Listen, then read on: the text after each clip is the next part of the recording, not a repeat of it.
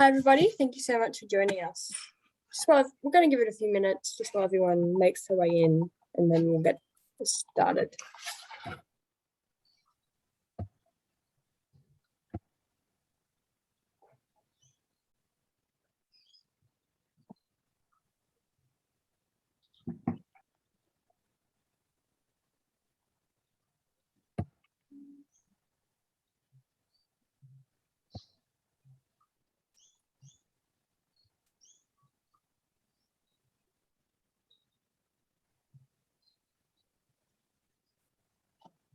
Just going to give it another moment or so.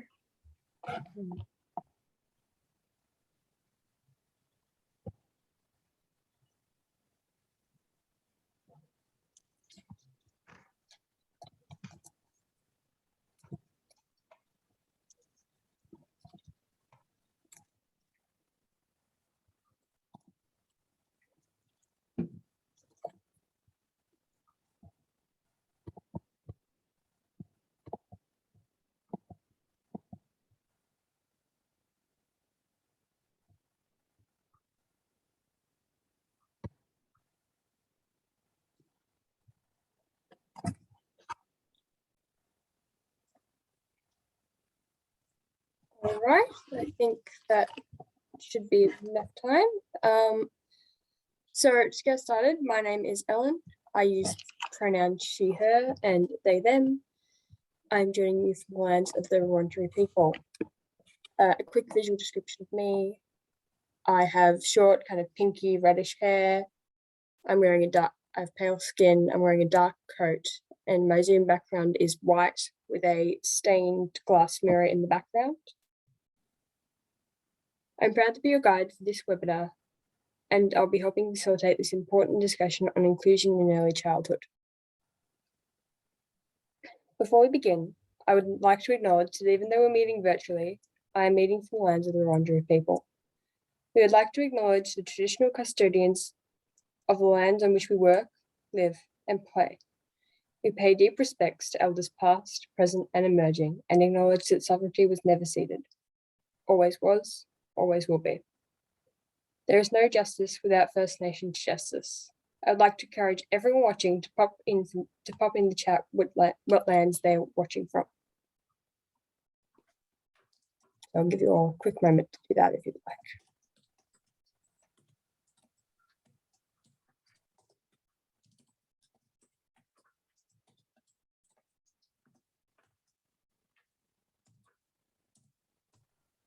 In today's webinar, we will recap what we mean by inclusion in early childhood, then go over some tips on inclusion, including stories from me. This will go for about 40 minutes, and after this, we will have a 5-minute break. We'll then come back together and talk about some other things to consider, practical tips, and have some final reflections. CYDA believes hearing direct from young people with disability about their experiences helps families, caregivers, and communities to have high expectations and aspirations for all children. We ask today that we are respectful of one another and we are inclusive. Sometimes in talking about our experiences, we might get a question or cover a topic that is sensitive or includes tough stuff to hear. During this and other webinars, we will use content notes. We will warn you what we're about to talk about is, for example, ableism or discrimination. People can choose not to hear the sensitive information. Later on, we might not want to answer particular questions posed, and the CYDA team might step in. This isn't cancelling the question or shutting down the conversation. We want to make sure everyone's needs are met, yours and ours. Each panelist will introduce themselves in a moment, but today we have myself, Ellen, the CYDA team, Sue, Miranda, and Liz, and the CYDA team, Sue, Miranda, and Liz. Please check your screen name is correct and add your pronouns. I will now ask each panelist to introduce themselves and also share with you the headline of their favorite childhood memory. So as I've already introduced myself, I will just say my childhood memory quickly. I'd have to say one of my favorite childhood memories would be reading Christmas stories with my grandma all the way from December through to November. and then starting again in December. And I'm going to hand over to Sue. Thank you, Ellen. Sue speaking. Good morning, everybody. My name is Sue Tape. I work for CYDA and I'm calling in from the lands of the Yugara and the Turrbal people today up here in Brisbane. A visual description of myself. I have black glasses, headphones on, pulled back brown curly hair, and I'm wearing a teal scarf, dark teal, I think, probably closer to aqua, and lots of Lego in the background of my screen, thanks to the children. My pronouns are she, her, and I'm very proud to be part of this CYDA webinar, including young people. Unfortunately, we've had 2 young people had to pull out from today's webinar, so it's really going to be the Ellen and Sue show. Illness has taken down 2 of our young people, so we wish them all the best and we thank people for joining us as part of this as well. So I will pass over to Liz now. Thanks, Sue. Hello, everyone. I'm Liz. I'm from CYDA. My pronouns are she, her, and a visual description of me is that I have grey hair that I prefer to call blonde, and I've got a blurred background with a painting in the back that you might be able to, for those of you who can see that, there it's red and yellow. And I am wearing a pastel coloured jumper. And I am from Wurundjeri land of the Kulin Nation, and I'm looking forward to the webinar today and supporting you in that. Did you want me to tell my favourite story? It's actually my first memory ever, so that's why it's my favourite story, and it's with my brother at kindergarten, and we are eating watermelon on a very hot day in the near the border of Victoria and New South Wales, in a small country town called Wentworth. Thank you. Sue speaking. Yes, Liz, I forgot to mention my favourite childhood memory, and it really involves water anywhere, be it pool, river, lake, pond, surf in particular, but anything that has to do with water. I distinctly remember holding onto my father as the waves crest over and just thinking how fun and how amazing it was to be in the water. And as a heading towards 50-year-old person, I have to say that water is the thing that centers me and will always make me feel better, even if it's just a shower. If large bodies of water aren't available. I'm going to hand over to Miranda, who is our technical person behind the scenes for today, for her to introduce herself as well. Thanks, Sue. Morning, everyone. My name is Miranda and my pronouns are she, her, and I'm calling in from Wurundjeri country. I'll give a visual description as well. So I'm wearing a beige jumper. I've got dark brown hair that sits just above my shoulders, and I'm wearing glasses with a pretty white background behind me. Yeah, as Sue mentioned, I'm joining the webinar today with a bit of tech support. So hopefully everyone on their screen can see the Auslan interpreters. And also with Zoom, we've enabled captions. So if you'd like to turn those on, you should be able to through the Zoom settings at the bottom of your screen. And yeah, just a quick memory from my childhood. I grew up in like the outer suburbs, and we lived in a cul-de-sac where every house had kids similar age to myself. So it was pretty fun in the summer, daylight savings. Yeah, all kind of riding our scooters and bikes together until our parents called us in when the sun went down. But yeah, lots of fun memories of yeah, just playing with kids in the neighborhood. And I'll pass back to Ellen. Hi, thank you. Just some quick housekeeping before we get into the session itself. This webinar will have Auslan interpreting, which you will be able to see along with on your screen along with the speaker. This session will also have live captions, and they will be visible at the bottom of your screen. But if for some reason you cannot see them, click the CC button at the bottom. Please use the Q&A function to ask your questions. This session will be recorded to share with others. And if you're having any technical issues, please private message our webinar support person, Miranda, in the chat. Okay, I'm going to pass off to Sue. to explain how this webinar fits into the series. Thanks, Ellen. Yes, so I'll get Miranda to go down to the next slide. We are running altogether 12 webinars, but on 6 topics. So each of the webinars and the ones that have happened before have been recorded and placed on our YouTube channel. And also you'll find all the materials on the CYDA website for those first 2. I like to explain the 6 topics as a slow burn. So we're gradually building and sharing young people's experiences with families of young children. And I appreciate that many people on this webinar today may be working with young children and their families. So I think the content is equally applicable for all audiences. So as you can see, we're halfway through by the end of today, and there are still 3 topics to go. So next one will be around basics of information and supports and funding, and that's going to be specific to early childhood. So we're going to be talking about what happens in that space. And then the 5th one, which will happen in September, is trying to reframe the idea of being school ready, as in who is it that needs to be ready for school. So we'll more on that as we get closer to the time. And then finally in October, we want to cover some of the examples that, because often when you come to a webinar like this, there are parts that don't apply to you or your family or your child or your work. So we want to delve into some of the sort of different experiences. So remote and regional, and some of the other things like that as well. So it's a slow burn over topics. Both the morning and afternoon sessions are recorded. The introduction on each of the webinars is fairly standard, and so you can probably fast forward to the meaty stuff. And that's deliberate because we're showcasing some of the accessibility and communication styles that really suit young people with disability and support their development. That's what we're trying to do.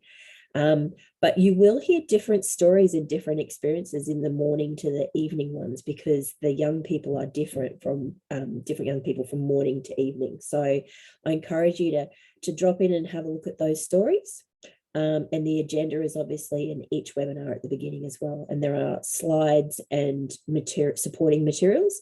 You can find the links to those. And so today's slides and today's worksheet, Miranda will pop a little bit later when it's applicable, a link to the Google Drive so you can access those slides and that worksheet. And yeah, hope that you can dip into the other materials as well. So yeah, we will move on. Okay, so as we are moving into part 1, we're just going to recap what we mean by inclusion, because it's a big word. So there are 6 things that all children need to thrive, and inclusion is at the core of those 6. Health. Every child should have a healthy life, physically, emotionally, and mentally. Learning. Every child deserves access to high quality learning from the early years onwards. Housing. Every child should have the basics of living, including a stable, secure home with a decent family income. Positive identity. Every child from every culture and background should be confident and respected. Valued. Every child deserves to be valued, loved, and living free from abuse and neglect. And participation. Every child should be able to have a say, connected into family and community life. We hope that you see these 6 things as fundamentals, but also as a reminder that children with disability or development delays or just differences of any kind have the human right to have the 6 like all children. The UN Convention on the Rights of Children is clear that all children have the rights to enjoy a full and decent life, in conditions which ensure dignity, promote self-reliance, and facilitate the child's active participation in the community. Effective access to and receive education, training, healthcare services, rehabilitation services, preparation for employment, and recreation opportunities in a manner conducive to the child achieving the fullest possible social integration and individual development, including his or her own cultural and spiritual development. Even as a young child, in a play-based setting, there are components to inclusion that are crucial to participating in learning.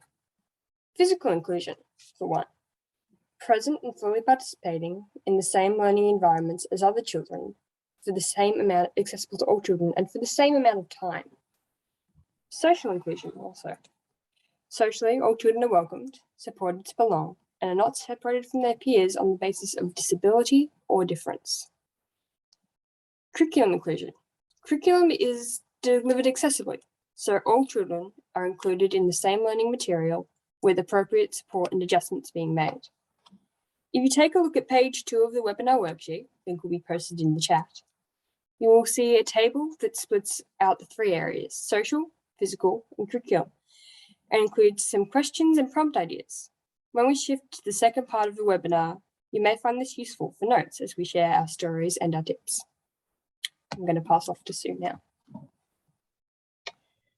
Thank you. I'll get Miranda to drop down to the next slide. Thank you. So what you can see, the diagram on the screen, and this is also on page 1 of the worksheet, shows the scale, and it's balancing up mindset for inclusion and skill set for inclusion. So this is around families and communities developing the mindset for inclusion and building their skill set for that. So under mindset, we want people to think about, like we discussed in the first webinar, starting with a vision for childhood, just like everybody else, looking beyond diagnosis and prognosis. The other part of mindset is using a strengths-based approach and having high expectations for every child, building on what children enjoy, they feel good about, and as a solid base to work from. We also want families to set boundaries around how they let a particular diagnosis or a situation potentially overtake all the other aspects of your child and the family. So remembering that your child, excuse me, your child is more than their disability and needs you to be the parent as much as you the advocate. So this also means that families and the primary caregivers often end up wearing multiple hats. So some days you're a parent, some conversations you feel like a marketing manager for your child, and in some places you will feel like a taskmaster or a therapist. Knowing which hat to wear and when to swap is unfortunately one of trial and error. I'd love to give you an easy answer, but unfortunately there isn't one like any parenting. This is also where bringing in and building family support and allies to support families and children helps the primary caregivers time to focus and space to think about how they can support their family. So this also means that cultivating peers and friendships. So we do distinguish between the idea of a peer and a friend. Obviously, building friendships as children is a little different to just having peers, so people of the same age in your environment, whereas friendships are obviously that deeper relationship. But cultivating those peers and cultivating those friendships for the child and the family, building informal supports and ones that are helping support the vision the child and the family have as well. So that's heavy. I get that. Absolutely get that. Building a mindset. It's not something that you just plug in and play. It's something that we are constantly developing. You speak to any mature family members of a young person with disability, and they can chart, their experience in the parenting role, the caregiver role, depending on what's happening in life. And I think any parent would admit that just as they feel like they're doing well and doing the right thing, someone throws a stone under the wheel and something changes. So it is a lot, but at the same time, we would really encourage people to build their skill set for inclusion. So what we mean, excuse me, about that is, say in webinar 1, we talked about the benefits of introducing and advocating for your child in a way that creates positive, affirming language, and doesn't solely relate to their disability or to any difficulties they're having. In webinar 1, we talked about my inability to drive a manual car or eat celery. And we sort of turned that around in that, wanting you to know what my strengths and my interests were and when I'm successful. So I'm obviously more successful in an automatic car than trying to get me to drive a manual car, and how, you can support people to enjoy things. So, not necessarily offering only celery, but possibly offering celery and maybe capsicum. So remembering that the right introduction can set up a more meaningful and valuable conversation. So the role of the family as advocate can lead to a better outcome than if we're purely focused on differences, deficits, or things that the child is not doing yet. So I suppose the other aspect of building families is that families are sifting through, and young people are sifting through numerous resources and pieces of information. There is just so much out there, and we would like to encourage people to build skills and to access and use technology, but I suppose it's around gathering, filtering, and digesting that information, and being able to set it aside and focus on the child and listening to their voice, encouraging their voice as well. One of the things that families of older children speak about, and how they learnt over time to build a community around their child and their family, and how really that came from practice and giving things a go, and discovering potentially that allies and support might be in different places to what you imagined. Friendships evolve over time. So looking at how you can build those around you and build their support. Families also talk about how they look at what does and what doesn't work. So, and this is where the mindset again goes with the skill set, and so important to balance the two things, is being able to evaluate, regroup, and capitalize on the hard work and the success. So it sounds quite clinical, but and it sounds like, some of the things that you may do in a work or a professional role, but it's also celebrating success.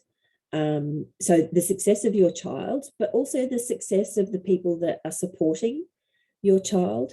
So making sure people are aware that they had a role, one, because you want them to keep doing the good stuff, but also because you want them to do that good stuff for other people as well. So particularly, obviously for people in a paid role, but if someone in your life, in your family life has really sort of supported you, nailed it on the activity, or the way the birthday party went, even just letting them know, so-and-so, Eliza had a really good time at the party. I think she particularly enjoyed when everybody was on the trampoline together. That was really nice. Just being able to find the things so that other people will then think, even just back to the birthday party, think, okay, Eliza can come to a birthday party. She can be part of this sort of experience. She might not eat cake. She might not, sing karaoke, but, she loves it on the trampoline. So, I need to make sure she's included again in the next birthday party. So celebrating that success and building on it. And it could be quite simple as a thank you. But if you're talking about a more formal role, having a meeting and talking about, what has been going well, formally saying, I really appreciate what you're doing to support my child in this setting. We as a family, we are really enjoying being here. And it's something that possibly doesn't happen often enough. I'm sure that the educators on this webinar will have experienced receiving more complaints than compliments. So I'd really encourage you to reward success where it's happening, if only to have it repeated. So just finally on this slide, because obviously there's a lot going on here and it's in the worksheet as well. So supporting families to find that balance between mindset and skill set, and building both sides of that, that scale and the community around them. So we've written the words on this slide around families, but at the same time, you could look at the words and tweak the words for, building your professional mindset or skill set for inclusion.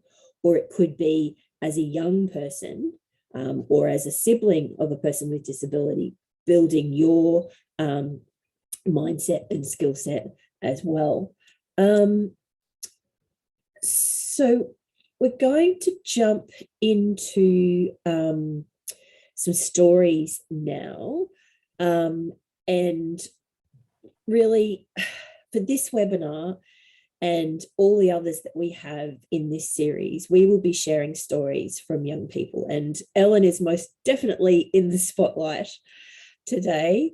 But we'll be sharing stories, and you'll find this as a key process in the other webinars as well. So we're going to work through the 3 different aspects. So Ellen introduced you or reminded you about physical inclusion, social and emotional, and then curriculum. And we want to just work through here. Ellen's got some great stories to share with us, and we'll go through, and I will quiz Ellen on sort of drawing out aspects of their story as well. So we'll jump first to physical inclusion. What we're going to do while we're doing the stories is to actually turn the slides off. So I'll just post the link in the chat in a minute as Ellen's telling the story. So Ellen, I'll throw over to you to talk about physical inclusion, please. Okay, thank you. So just a moment. As a younger kid, I really liked going to the park, especially parks where the focus was nature over actual playgrounds, because I really enjoyed the quiet and I enjoyed being able to watch rivers, lakes, the beach. I just liked watching water, really. However, I also really, really hated crowds and loud noises like the sounds of children playing. And unfortunately, those are pretty common in parks. So I think the main focus of my story here is that what my parents did was they found small ways to make it more possible. We always did a social story before we went to the park, so I knew what to expect. I knew what time we would leave, and they always made it very clear to me that if I said I wanted to leave earlier, no questions asked, we would. They also took the time to note when the crowds were lowest, and they would take me then, which led to us waking up quite early or going quite late in the evening. But it did mean that I could play on the playground when I felt most comfortable and when it was quiet. Some other things they did for physical inclusion were they let me cut the tags off all of my clothes, which, while it made it a bit hard to tell which size I was sometimes, it did mean that I could wear a t-shirt without having a tantrum. So I think my main point here is that sometimes all it takes is a smaller adjustment and listening to your child when they're trying to communicate that there's a problem. Because, for example, for a while, my parents thought I didn't like going to the park until I was able to communicate that, no, I loved the park. I just hated the crowds. And so I think just being able to adapt is a really, really good way to ensure physical inclusion.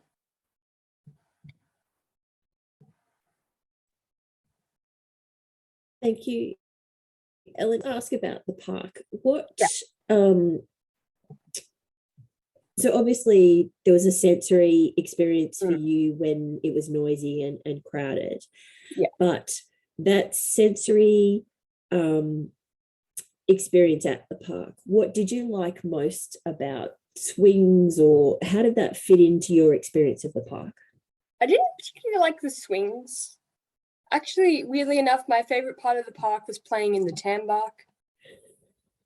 Like, I would go for the tambark, really. I just liked playing in it. And because I liked the feel of it, I liked being able to build little things.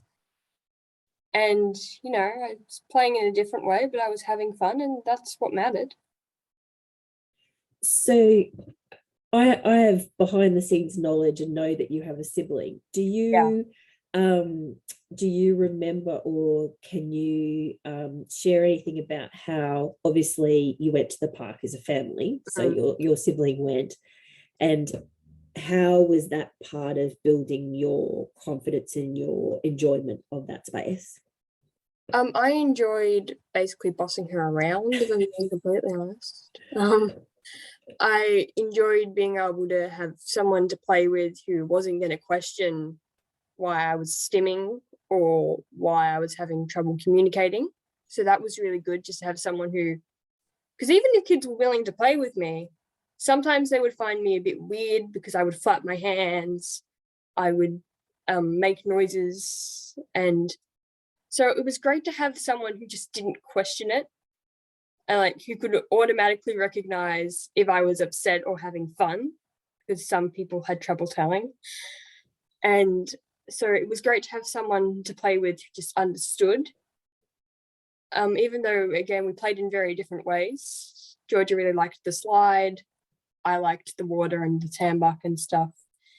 So it was also a good experience in learning about how others played from like the point of view of not just what other kids were doing, but what other people I knew and cared about were doing. And do you remember, were your parents very close to you in proximity, or would they give you space? Do you remember at all how they interacted? On the day, like a lot of factors. Like if it was a dog park, they'd stay close, or if I was having a bad day, they would be very close, but they were also good at giving me space when they felt I was up to that. Can we talk about stimming for a minute? Is that all right? Because I think many people who don't have personal experience of interacting with someone who uses stimming as part of their self-regulation, what does it mean to you? How is it part of your world and your life? Well, I feel like for me, my definition of stimming has definitely changed as I've grown up. Like I've been stimming with a hand roller this entire time, but I've been able to do it under the desk, so it's not impacting anything. For me, it really helps just keep me calm, gives me something to focus on when I feel overwhelmed. So there are a lot of things going on and I don't know, like it helps me center myself, I suppose. But definitely as a kid, my stims were quite different. I would spin around in circles. I would flap. I used to do a lot of vocal stimming, which I made very high-pitched squeaking noises, which must have been annoying. So as a result, that did impact me socially, which is why over the years I opted to go for more subtle methods. But I find it helps keep me calm. It helps keep me focused and on task. And that is something I want to emphasize, that a lot of teachers and a lot of people sometimes think if I'm stimming, I'm not paying attention. But a lot of the time, if I'm not stimming, I can't pay attention. Can you remember, and if you can't, that's fine. Can you remember as a younger child, when you were stimming, were you aware, like obviously potentially not knowing the terminology, but were you aware that this is something I do with my body or my voice and this makes me feel better? Were you aware of that? I don't know how aware of it I was. I knew it made me happy and I probably knew that I enjoyed doing it, but I don't think I really understood why or why no one else was doing it. Because I was just thinking, this is great. Why isn't everyone clapping their hands all the time? Kind of a thing. And I suppose vocal stemming, can you remember how that made you feel, how it made you feel better, or different experiences? I enjoyed the feeling of making the noise, because it was, you know how some noise, they make your throat go kind of tight, or kind of feel it in your nose. I enjoyed the sensation of that. I enjoyed just being able to make a sound, kind of like humming, to distract myself. However, with vocal stimming, I didn't have very good volume regulation. So I would sometimes just start yelling and people would be like, "We're in a movie, stop." That sort of thing. So it did impact my life a bit more than my physical stims. Without raking you over the coals, do you remember at all how other people reacted, and whether you, I suppose, were you given space to sort of find the things that worked for you? So obviously you've talked about progression of stimming, but do you remember any of the sort of conversations or things that might have happened around that? I remember, and this is no hate people involved, when I was first diagnosed and before I was diagnosed, my parents' attitude towards stimming was a bit different. These days, they're very supportive and very understanding, but obviously back in, I think it was 2010-ish, the understanding of stimming wasn't as good, especially not for parents. So I remember often feeling like I shouldn't be doing it. I remember feeling a bit awkward sometimes. Yeah. Yep. And obviously, do you, obviously you've come to a place and your family's come to a place where, you know, you do what works for you. And so any thoughts, and sorry, we're talking so much about stimming, but any thoughts on, say, what families of young children might do in that aspect? I think just as long as the stim isn't harmful to themselves or others, and it's not like incredibly disruptive for whatever reason, I think allow it to happen. Allow your kid to explore new sensory experiences, find new ways to stim and what works for them. I think it's important that because stimming is something for me that I do for comfort, to help me focus. And so it really is something that should be encouraged and allowed as much as possible. If you had a little person, a young person come up to you and ask you, sorry, a young child come up to you and ask you what you're doing with your hands, how would you explain it to a younger child? I normally use a fidget these days rather than just flapping or other things. So I would explain what the fidget was. I would probably let them try it. And then I would explain that it helped me concentrate and it was just something I enjoyed doing. Okay. Acknowledging that we're about to put you through the ringer again, Ellen. Thank Everyone's you. going to be so sick of me by the end of this. I'm sorry. Not at all. You have amazing insights, which is why, and I have to say that, you know, we don't normally grill a young person like this, but Ellen and I have had a conversation prior to this morning. So, you know, the opportunity to get insights because you do remember and you have had different experiences, it's such a rare opportunity. So we are very privileged that you feel comfortable to share and articulate those things. So, and, you know, apologies to Georgia and your parents in advance as we grill through your childhood. Yeah.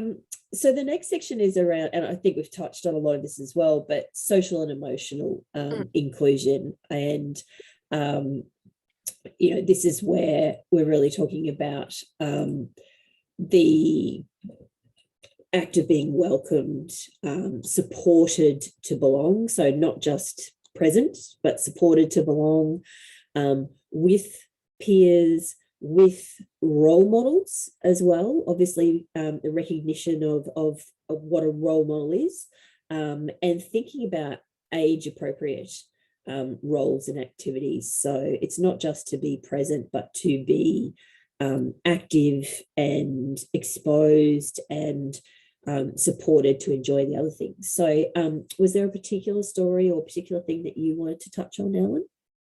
It's a bit more general for social stories. I really struggled to make friends as a kid. I struggled to learn to speak. And then when I did learn to speak, I would describe myself as brutally honest, which is okay now that I've learnt not to just blurt things out. But as a kid who was also a very literal person, that made it quite hard for me to make friends by myself, because I wouldn't be intentionally trying to upset people, but I would say, like, that's not a real baby, right? And upset the poor kid playing with a doll, that sort of thing. But my parents also were able to adapt to that, and like I've said earlier about stimming, confusing people, by basically engineering playdates in such a way that I would be with children they knew would be kind or wouldn't question it. So I spent a lot of time playing with my younger sister. I also spent a lot of time hanging out with my cousins who were close in age too, or family friends who had been around me my whole life and weren't going to bat an eyelid at my behaviours. And they also, again, with the social stories, they told me where we were going. They told me who would be there. As much as they could, they would give me food before or tell me we're going to eat after, so that I wouldn't have to deal with new smells or new tastes as much as possible, because those freaked me out. And they would also give me the times it would be over. And again, you can leave whenever you need, pretty much. So I think just giving me the sense of control and understanding was really important in my confidence building. And also it was important to them that I didn't have interactions with people being cruel, because I was so shy as a kid that would have just knocked me out. So they were always very careful that my interactions with others my age were positive. This is a personal curiosity. That community that obviously your family built around you, were they people that your family had known a long time? So obviously cousins and actual family, but so some had been my mum and dad's old friends, and some they hadn't known as long. One of the girls who I was friends with as a kid, they actually met in hospital because we were born on the same day. So that's a cute little story. But yeah, most of them were just people they knew weren't going to judge me, and also weren't going to judge them, because while it's not the point of the webinar, like, some people can be quite judgmental towards parents of an autistic children. Like when I was having a meltdown, people were like, oh, there's a kid screaming, but then they'd go, why isn't the parent stopping it, kind of a thing. So it was for them as well, I'd say. It's hard to imagine, you and I now, we're having this Q&A session. None of these are pre-prepared questions. Yeah. You are clear, you are articulate, you have great insight into yourself and your situation. Mm-hmm. Can you explain to people, what if you remember what you felt like as a child not being able to communicate verbally? It was very frustrating, because my main problem was my volume. I would mumble a lot, or I would use the wrong words a lot, or just make up my own if I didn't know a word. So while I was a smart kid, like I was testing as a smart person, I didn't present that way, because when I tried to speak, I would often not be able to, no one could hear me, or I'd say a bunch of gibberish. So I often felt like I was being spoken to in a condescending way, not intentionally on the part of the people, I was talking to, but like I felt like I understood what was going on. I knew what I wanted, but people around me seemed to think that I didn't. So it was kind of like people would make decisions for me while I would actively be trying to say no, and they just couldn't understand that I was saying no because I wasn't communicating well. So we often, Or I was trying to agree and they were like, oh, do you not want to do it? I was like, no, I want to do it. Like, oh, okay, we won't do it. Like, no, stop. I want to, that sort of thing. Yep. So we talk to families about having high, and other people having high expectations of children, and, you know, assume the capability, but maybe provide the support. And I think what you're also bringing out there is giving people, young people, the space and the time to formulate their response, to get their feelings and their voice, you know, in place. I mean, I'm still working on it to this day. I can be selectively mute, but I think the main takeaway is that the main thing young kids want will be to fit in with their friends and to do what their friends are doing. And so they should be supported as much as possible to do that. And they don't assume that the kid doesn't want to play with other people just because they're having trouble doing it. They might just be like, with me, I wanted to go to the park, had a problem with crowds. That sort of, there's a barrier rather than a desire not to do it. Yep. Yep. And I suppose being able to see the barrier and not just looking at what the child is physically or verbally telling you as a, obviously often called it, you know, that's a behavior, but listening to the message of the behavior. Yeah, like for my parents, I couldn't communicate there was a problem with my tag because I didn't really understand it. But then my mum realized, hey, when we put her in a shirt with no tags, she doesn't freak out. Let's cut the tags off, that sort of thing.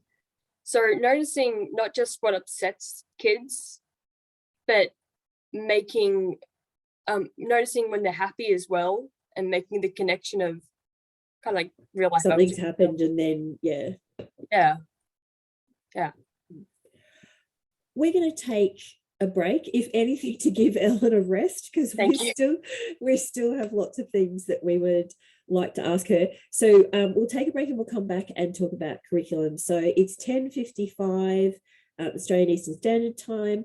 We'll be back bang on 11 o'clock Australian Eastern Standard Time. So we're going to turn videos and mics off, and we'll see you soon. See you then.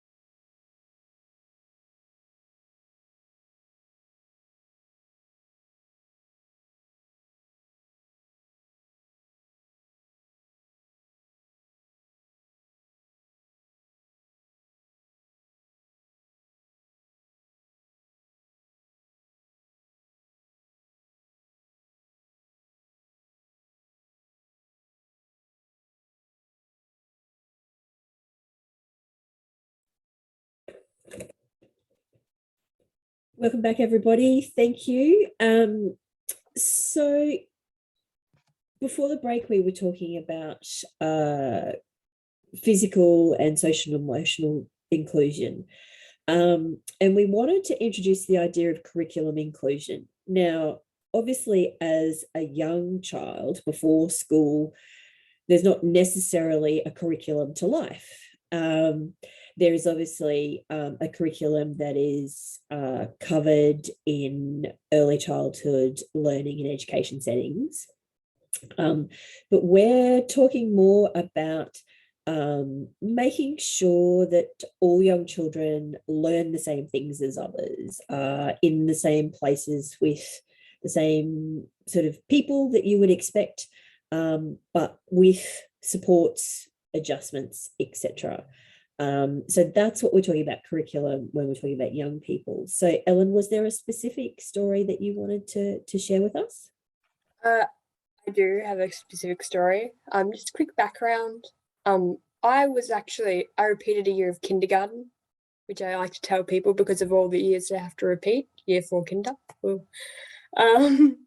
Because I had just made a lot of breakthrough with my speech. So my parents felt that I would get benefit from retrying that year now that I could socialize a lot more.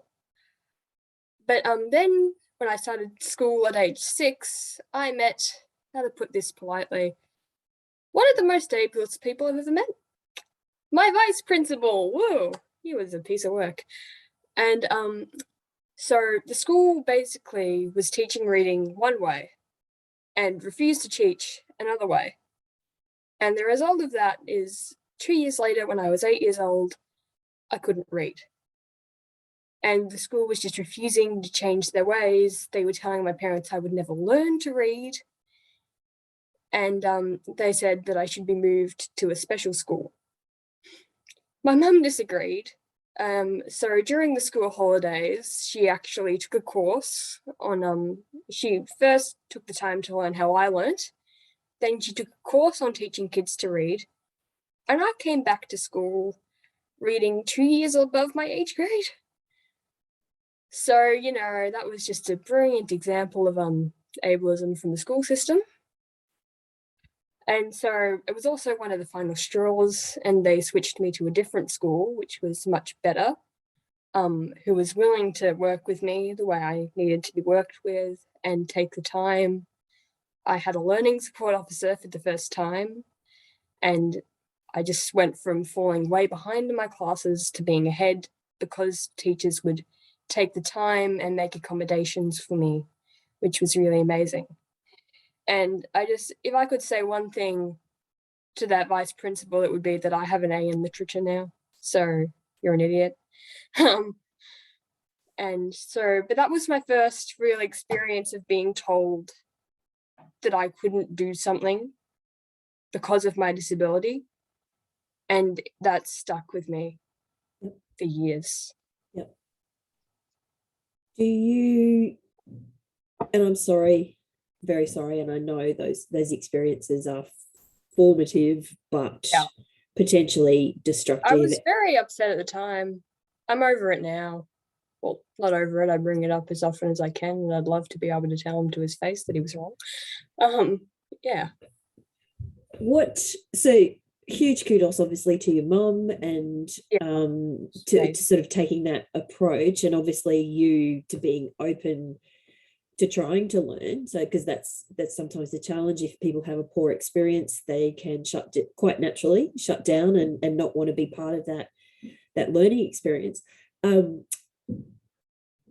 Was there anything in particular that you have discussed or that you know about from that experience, that what was the key that out of a different approach? Was it the environment of learning? Was it the way things were explained?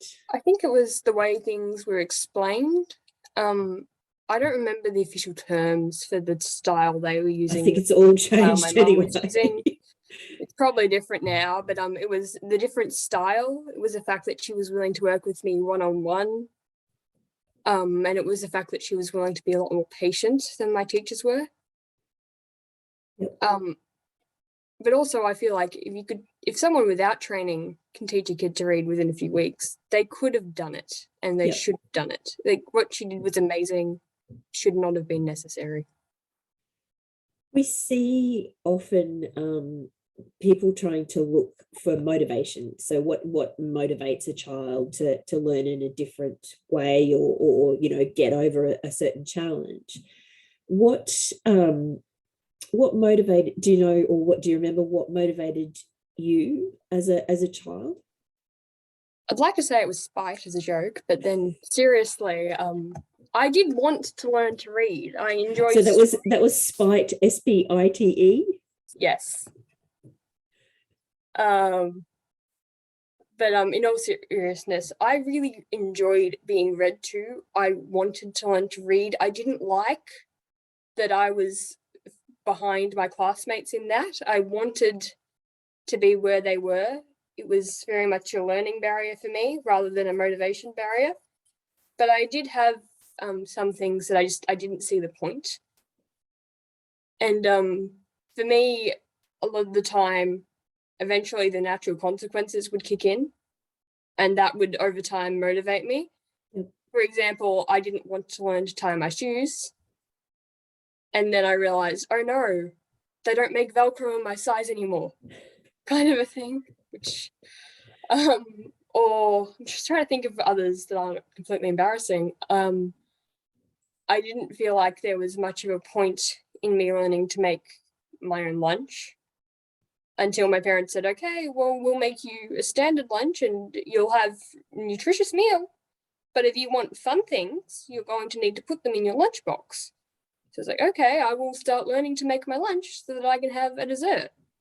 Obviously, they didn't like starve me or anything, but it went from you can have a really fun, colorful lunch to you can have a sandwich, a snack, and a fruit. And if you would like other things, you can make it yourself. I was like, okay, I'll learn. Fantastic. And so do you think, because there's a lot of pressure and emphasis on creating independence. Yeah. And, so obviously that approach by your parents was successful. Mm-hmm. One could call that a reward or a motivator. Yeah. Are there other aspects like that as a young child where you can recognize now that there were motivators or rewards or things that supported you to become more independent? Well, like I said earlier, all of the time, if I wanted to do an extra thing, they would get me to do that for myself. Yep. But they would also, I had a sticker chart kind of a thing. And every time I did the thing, I would put a sticker on. And something like every 20th sticker or so, I'd get to pick a prize, sort of a thing. So like for every day that I brush my own teeth without being reminded, sticker. And then at the end of the week, maybe I'd get a doll or I'd get to go to the park for as long as I wanted, that sort of thing. Yep. So it was definitely, they motivated me that way. Also, sometimes putting the sticker on was a motivation, to be completely honest. I liked stickers.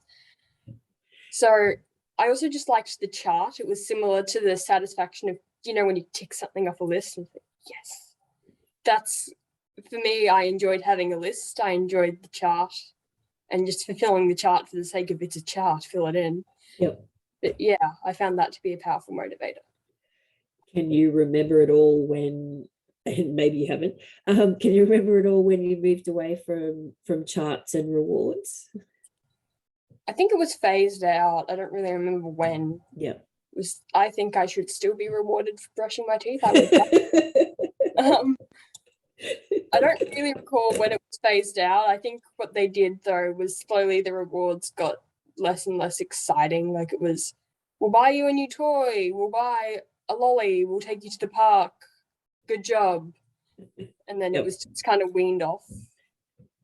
Fantastic. We might have to submit some questions to your parents to understand that one. Yeah, I was like 4 or 5 at the time. I did not know what was going on. Yeah, no, fair enough. Okay. One of the things I wanted to just touch on quickly before we move up to some of the final messages is role models. Yeah. So we've talked about peers, we've talked about friendships, and just did you recognize as a young child that you were looking at what the other kids were doing and you were seeing them as role models for potentially how to learn how to do things or how to experience things? I don't believe so. Yep. Again, especially because of how literal I Yep. was, especially as a child, I was often just kind of confused by what my peers were doing. I was like, guys, you're not fairies. What's going on? Why are we doing imaginative play? Kind of a thing. So that definitely made me a bit of an outsider. But I do recognize in hindsight that I was trying to mimic them in a lot of ways, but I don't think I recognized it at the time. Okay. Were there other people in your lives where maybe they replaced peers as those role models, you know, older cousins or aunts and uncles or whatever, and you thought, I want to be doing what they're doing. How do I learn how to do that? I often found that I was more relating to older people than people my own age. So definitely older cousins, aunts, uncles, sometimes people involved in my therapy. Yep. Because I didn't really understand it was therapy. I was like, oh yes, we're hanging out with whoever today. Nice. So I would often have them as role models as well Yep. as my younger sister in some aspects. Fantastic. Okay, I might give you a bit of a break if that's all right, Ellen. We just want to touch on, there's a couple of other topics that we wanted to explore as part of this as part of this webinar. Can I get you, Miranda, to put, yeah, thank you. So there's three aspects that we wanted to touch on. It's around the role of siblings, and communication and advocacy. So we've got about 15 minutes to go. So we're going to romp through this. So I'd encourage you to have a look at the slides, and Miranda will post some links as we go through this. And I'm going to give Ellen a bit of a break and take you through this material, if that's all right, because I'm conscious that we have put a lot of responsibility and emphasis on Ellen this morning, and sharing your insights, Ellen, has been absolutely fantastic. So you have a bit of a breather. Thanks. and we'll come back for some Q&A and personal reflections a little bit later. So siblings, what we wanted to do was flag some of the things to think about from a siblings point of view. And I would direct you first and foremost to Siblings Australia's website. There are fantastic resources, conversations. There's some self-directed learning that you can do around the role of siblings. So this is the siblings of people with disability. And the great thing about the Siblings Australia website is it talks about different ages, so different stages of life. So what we're talking about today is around the siblings of young children. So we wanted you to consider the role of siblings, the challenges, and how siblings might be supported.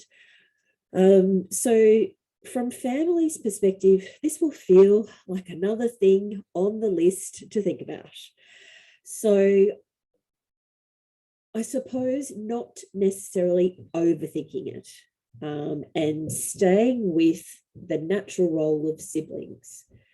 And, the natural role of siblings is strengthening family bonds across the whole family and the whole childhood experience. You're meant to fight with your siblings. You're meant to get cuddles from your siblings. So all those natural roles. And then recognizing the conversation that Ellen and I have just had about role models. So younger or older, it could be role models about cleaning teeth. It could be role models about, bigger concepts.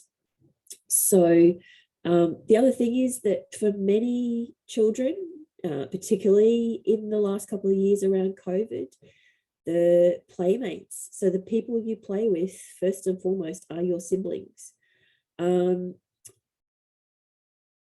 Naturally, some siblings can be quite protective, can be quite defensive, focused on safety and inclusion of their siblings as well. And just thinking about not not putting too much pressure on siblings to take that role. Needs to be age appropriate. So Siblings Australia goes into this in a lot more detail, obviously. We could have done a whole webinar on siblings, but thinking about some of the challenges for siblings, those feelings of isolation where time or effort might favour the sibling with disability. This can lead to difficult emotions and possibly also feelings of responsibility too young and too often. So this brings us to the need to support siblings, including deliberately and consciously setting aside time and connection for all family members. That will look and feel different in every family. So, but making a conscientious effort. Supporting and listening to the needs and the dreams of all family members, and cultivating skills for future and possible challenges across all members. So again, this is back to finding a balance. They are the first playmate siblings, but they also need to be supported independent young children themselves. And many families tell us that this is a regular challenge as they need to step back, check that everyone in the family is getting what they need. So we just wanted to have a speed trip through that, but I would really encourage you to have a look at Siblings Australia and to support families to access those materials as well.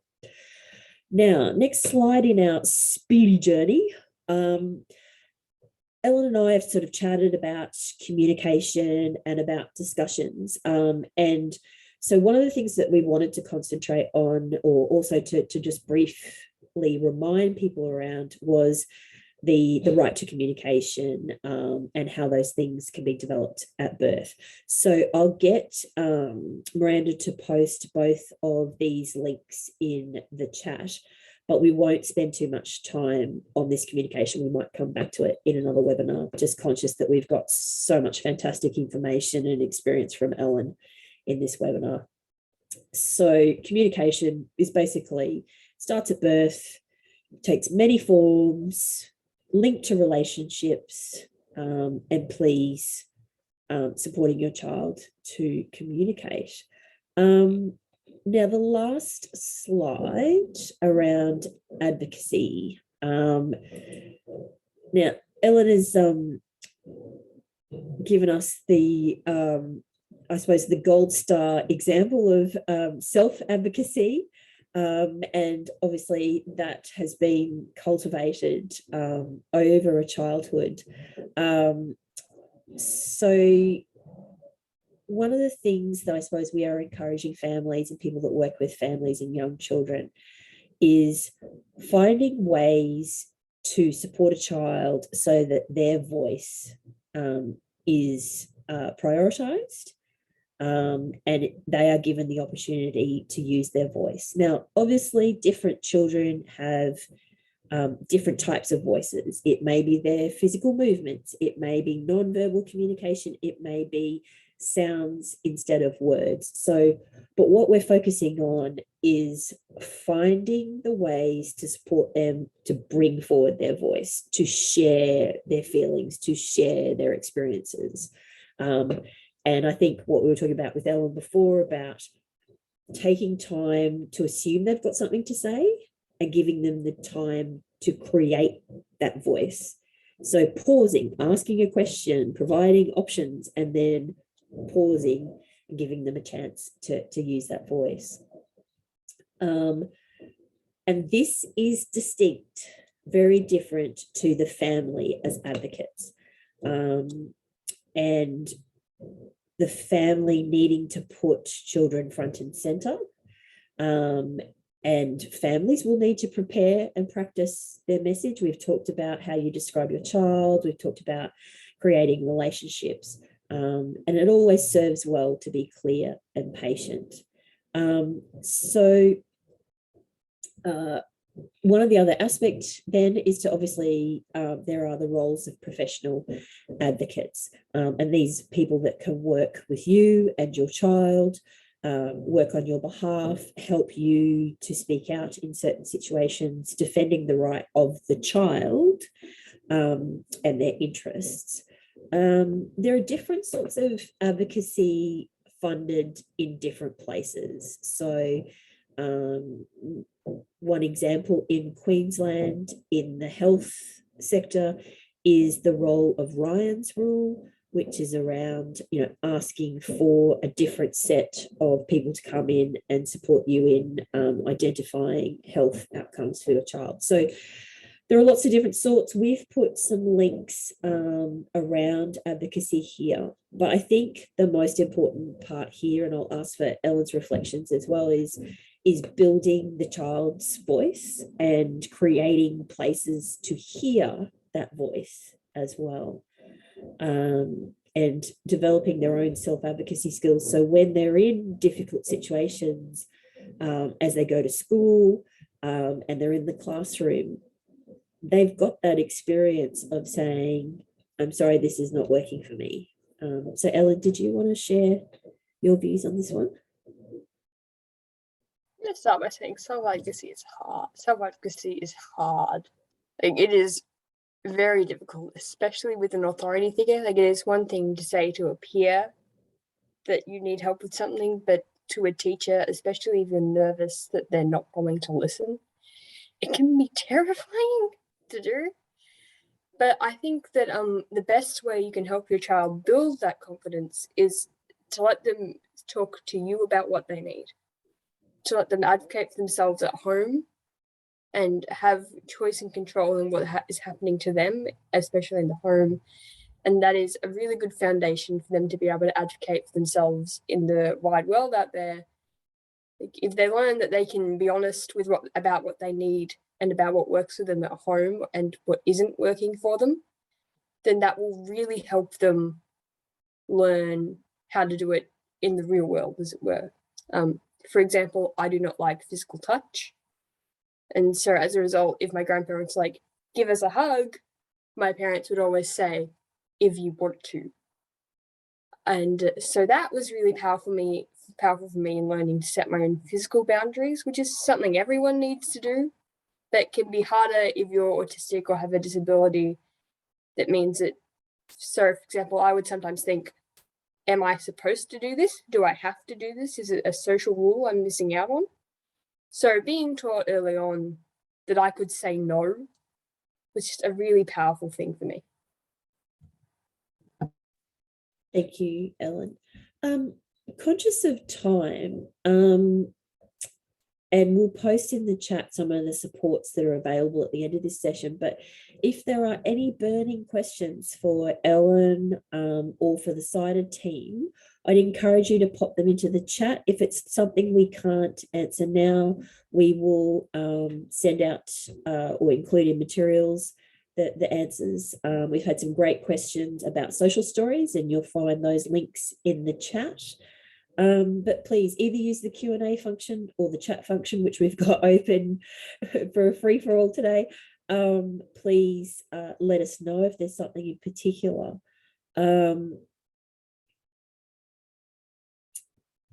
But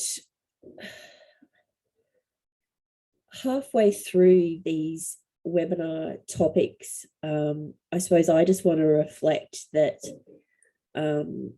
this opportunity to hear regularly and directly from a young person and from a range of young people has been fantastic. I suppose, Ellen, did you want to share your final reflections while we wait to see if there's any questions coming in? I reflect. This is always the hardest bit. Okay. I think that for me personally, and in my experience, the most important thing is to listen to your child. Listen to both what they're telling you, and if maybe they can't tell you or they're having trouble figuring out how to communicate the problem, also just look at what's making them happy versus what's making them upset. But even in making those choices, these are my buzzwords, but choice and control will always be so important, because although, going back to the example of the birthday party, sometimes a birthday party is going to be too much. and the kid might choose not to go. So as important as it is to make that party accessible to them, it will also be important not to force them into it. I'd also just like to thank CYDA for having me, because I think this is my last webinar of the series, and it's just been a really great opportunity. I have to say, Ellen, it has been our pleasure, absolute pleasure, to interact with you, to talk to you at this level of detail as well. The insights that you've shared with us will obviously help us create great materials to share with others, but also the personal insights for me as a parent of a child with disability. Yes, very different children, but just the clarity with which you are able to explain to us your point of view, what you've learned, reflect on your family experience has just been invaluable. So, we wish you the best of luck with your endeavours. I know that you're part of the open day session in the summit on Thursday. Yeah. Yes.